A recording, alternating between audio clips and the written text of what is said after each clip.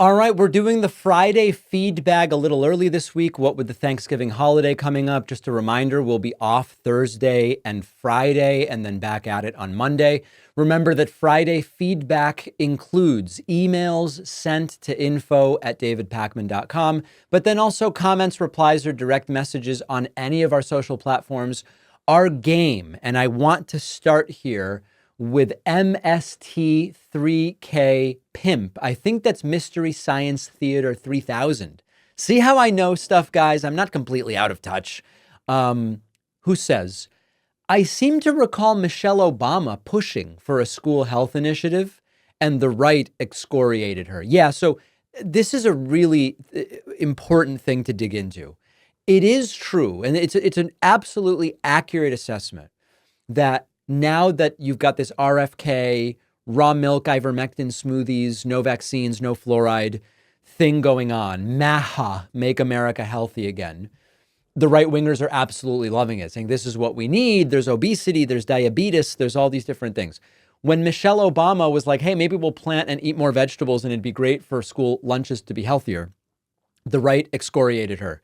They said it's nanny state nonsense. It's all crazy. It's all so. Part of it, of course, is that it's just partisan. Robert F. Kennedy Jr. is no longer a Democrat, and he is going to be working, if he can get confirmed, for the Trump administration, whereas Michelle Obama was a Democrat, the first lady to a Democratic president. That is part of it, and it's simply partisan. But it's also about the disdain for actual expertise in science. And so they would much rather start to talk about the causes of our health issues are, drinking pasteurized milk, getting vaccines, not getting access to ivermectin and hydroxychloroquine, not having beef tallow and instead having seed oils, the sort of stuff. When the reality, of course, is that science is really good at telling us about what is healthier with increased accuracy. And I would actually encourage folks to listen to what people sometimes ask me, what podcasts do I listen to? One of the podcasts I listen to is the Farewell podcast. I think it's all one word, Farewell, F-A-R-E-well. They did an episode recently about this whole Make America Healthy Again thing. And they point out that a lot of the stuff that's going on is really just a distraction. The focus on food dyes all of a sudden. Not only do you hear phrases like, the food dyes are so unhealthy, they're illegal in Europe. Okay. As I've said before, you break that down. A lot of the food dyes that are illegal in Europe but legal here, you can have the exact same thing that's legal in Europe under a different name. A lot of these food dyes have different names depending on either what country you're in or how they're made. They're banned here and they're legal in Europe. They're basically the same thing. They just have different names. But when you step back, do any of us really think that if it weren't for food dyes, we would not have this epidemic of obesity, the epidemic of diabetes, all these different things? No, of course not. It's not the food dyes in the food. It's that people are eating too many calories, too much processed food, not enough fresh food, not enough fruits and vegetables. So a lot of this stuff just becomes a distraction. And there's a focus on, the McDonald's fries should be made in tallow. You just shouldn't be going to McDonald's is really the right takeaway. Or you should be getting fewer than 10% of your daily calories from ultra-processed foods like those at McDonald's. Anyway, there is a double standard. They were furious that Michelle Obama would have the audacity to make some health suggestions, but they want RFK making them when RFK is also not a doctor, which they were very quick to point out about Michelle Obama. All right, let's continue. Supreme Salt Lord on Reddit wrote, "We blame the fans when our team loses. In no other competition in the world or history of mankind, maybe, have we blamed the fans when our favorite loses. But in politics, particularly Democrats, we blame them. We blame them. Then we look to them again to vote in the next competition after saying it's their fault last time. I called it months ago here, maybe a year. If Kamala doesn't give voters a reason to leave work to vote, they won't. She lost the popular vote by 3.5 million. Not anymore. That number has declined. The electoral was snatched by 600,000 in key swing states and counties. That number is also much smaller. About 10 million fewer votes than Biden in 2020. That number is also much smaller. But I think there is a good point here, which is this individual says, Kamala didn't offer me much as a voter in her rallies. The celebrity appearances don't mean anything to me. Child tax credit is great when childlessness is at all-time highs. $50,000 low-interest loans are great when the average house is $400,000 or more. I still supported her, but it was to keep Trump out more than because I wanted her there.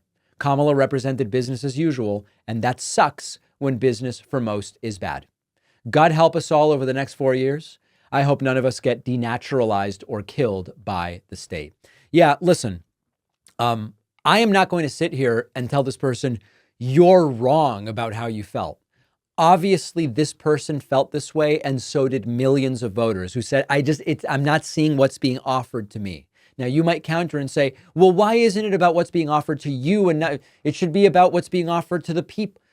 You, me, we all are part of the people. And you have to acknowledge that not enough was offered, either in terms of ideology or policy or personality or vision, for enough people to go out and say, I'm going to vote to prevent this.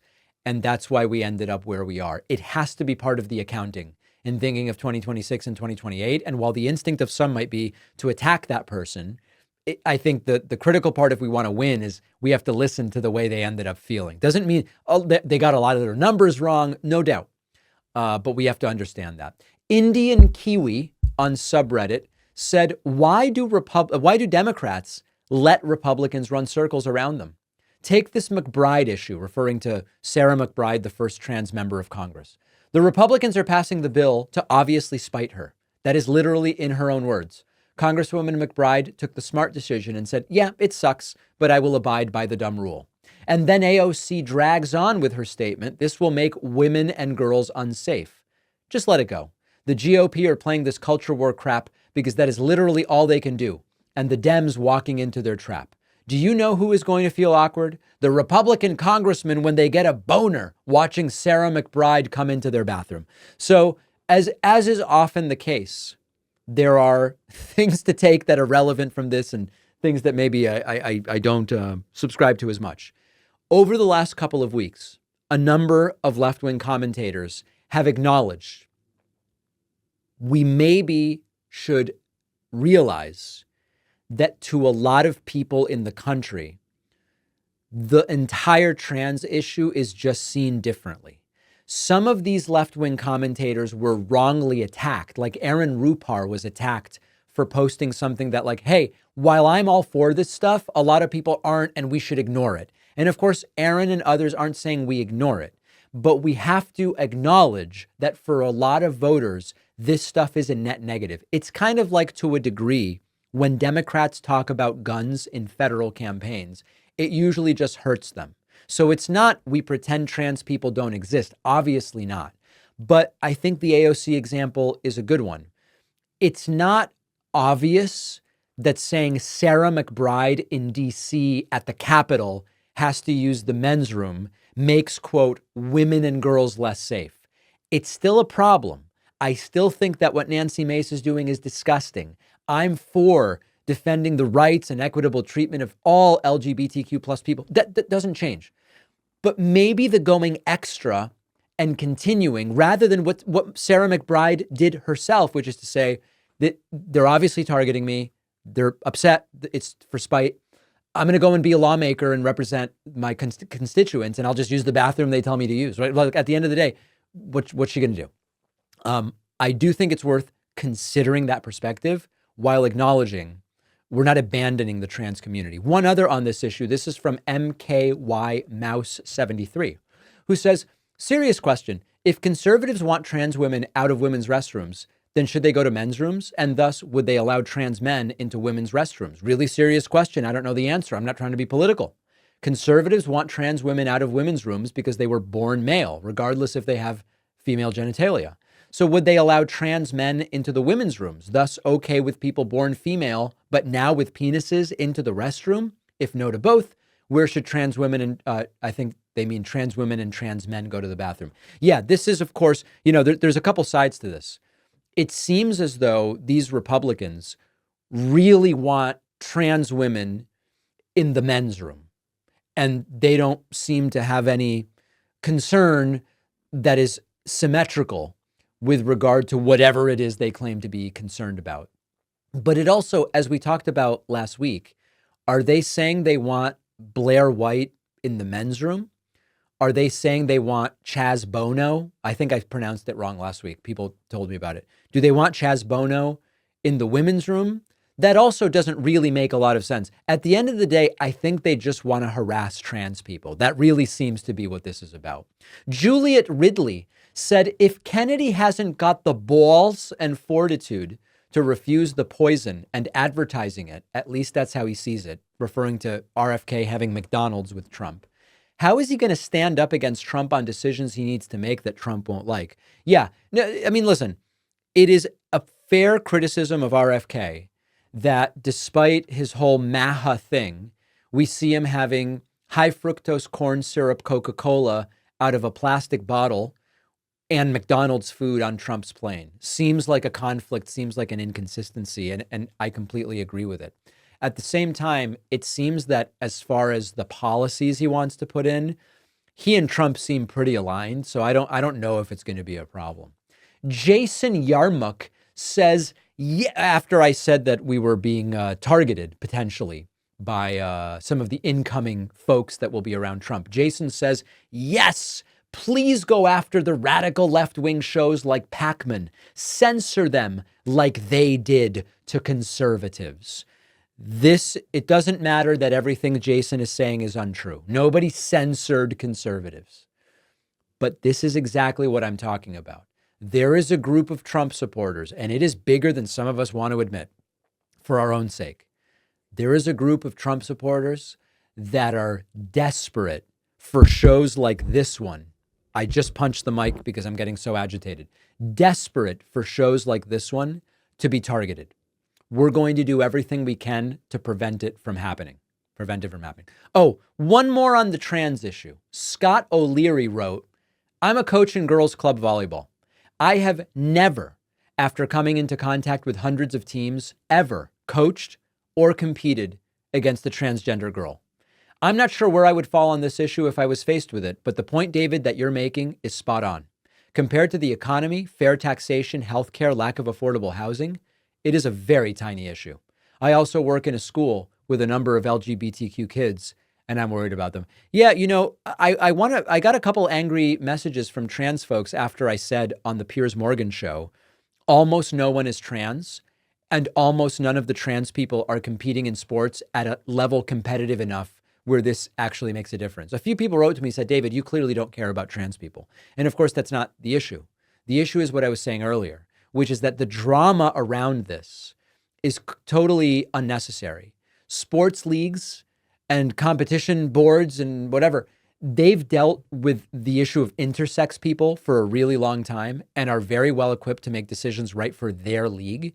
And blowing it up into a political issue that statistically relates to a tiny sliver of the population. It's a sliver of the trans population, which is a sliver of the total population. It's not that I'm saying because there aren't that many trans people, we don't care about this. The point is the right is contriving the issue in order to generate some of the responses they generate, and they are very good at that. That's the point I was making, and I think Scott here is pointing that out. Finally, Irving says, David, I must ask that you please stop comparing Trump's cabinet to a circus, a clown car, or a carnival. Carnivals and circuses are extremely well-staffed and coordinated operations with talented individuals. This is just offensive to the clowns. Yeah, it is true. The Ringling Brothers Circus, rest in peace, I think it's over, was far better organized than Trump's transition. Point absolutely taken. We will see you on the bonus show. Have a great Thanksgiving if you are in the U.S., if you're celebrating. And we will be back with more shows on Monday, of course. With Donald Trump being elected and the insane cabinet appointments and everything else he has planned for the next 4 years, right-wing media is trying to create a new normal and convince us that the zeitgeist is changing. So it's never been more important to be an engaged and savvy news consumer. And that's where our sponsor, Ground News, comes in, an independent app and website designed to help you navigate the chaos of today's current events. For every story circulating, Ground News will give you instant access to the sources reporting on it, transparency on political bias and credibility. You can see who owns the news outlets, what are their narratives and special interests that might influence them. This will ease the mental load of sorting through what we see in the media so you can decide where is the truth. We have to stay aware of what Republicans are up to. Ground News is a really valuable tool so that you can stay on top of it. Go to ground.news/Pakman to take advantage of their biggest sale of the year. You'll get 50% off their top tier Vantage plan. The link is in the description, or scan my QR code.